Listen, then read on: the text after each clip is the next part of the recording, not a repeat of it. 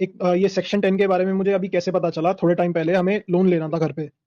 तो उसमें क्या हुआ कि हम लोन के लिए जब अप्लाई करते हैं नोएडा में, या कोई भी लीजहोल्ड प्रॉपर्टी है नोएडा में सारी, तो बैंक जिसमें आप लोन के लिए अप्लाई करते हैं, वो वहां की अथॉरिटी के पास एक लेटर भेजता है कि आप चेक करके बताओ कि ये प्लॉट ठीक है या नहीं है। बेसिकली एक बैकग्राउंड चेक होता है, जिसको लोन देना है उसका बैकग्राउंड चेक है, ये प्रॉपर्टी ठीक है भी या नहीं, या इस बैकग्राउंड पे चेक कोई से ज्यादा इनकम्बरेंस नहीं है। नहीं, नहीं, नहीं, वो बैकग्राउंड चेक से ज्यादा ये है कि एज़ पर जो हमारी अंडरस्टैंडिंग है, नोएडा अथॉरिटी सारा लीज़ होल्ड है। सो हम्म। आप समझ रहे हो लीज़ होल्ड का मतलब हमारा उस पे राइट पहला नहीं है, पहला राइट नोएडा अथॉरिटी का है। हाँ। सो बैंक इसलिए हम नोएडा अथॉरिटी में बैंक अप्लाई नहीं करता कभी।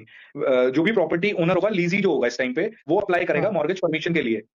तो during the hmm. Mortgage permission अगर मान लो आपकी फाइल में जैसे आपको पता चला कि आपका धारा 10 का कोई नोटिस लगा हुआ है, हाँ, मैं उसी इसलिए का आप बता रहा था, जैसा कि हुआ क्या कि हमने बैंक में लोन के लिए पहले अप्लाई किया, हुँ। बट वो नोटिस एक बैंक भेजता है कि कोई पीछे नहीं, बैकग्राउंड में नहीं, सब नहीं, कुछ ठीक तो वो है नहीं। बेसिक नहीं, नहीं, वो नहीं करता बैंक ऐसे नहीं करता यहाँ पे। यहाँ पे जो बेसिकली अगर मान लो आपका रेजिडेंशियल प्रॉपर्टी थी, तो सबसे पहले हम्म। बैंक ने जो आपको सैंक्शन लेटर दिया होगा एंड एक रिक्वेस्ट लेटर दिया होगा फॉर द नोएडा अथॉरिटी कि हम इस बंदे को हाँ, परमिशन टू रिक्वेस्ट लेटर मैं मॉर्गेज बोल रहा मिल हूँ। जाए।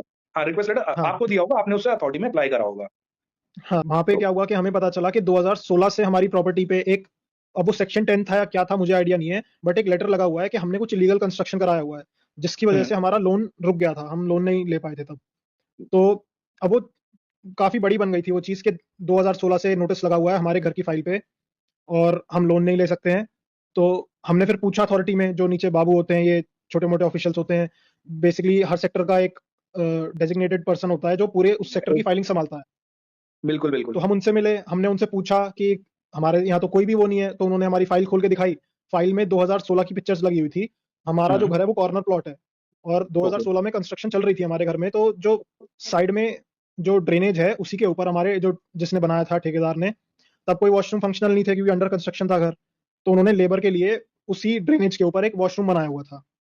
ओके। उसकी पिक्चर क्लिक करके वो फाइल पे लगा दी थी, और 2016 में उन्होंने एक दिखा दिया था कि ये अनऑथराइज कंस्ट्रक्शन हो रखी है इस वाले प्लॉट पे।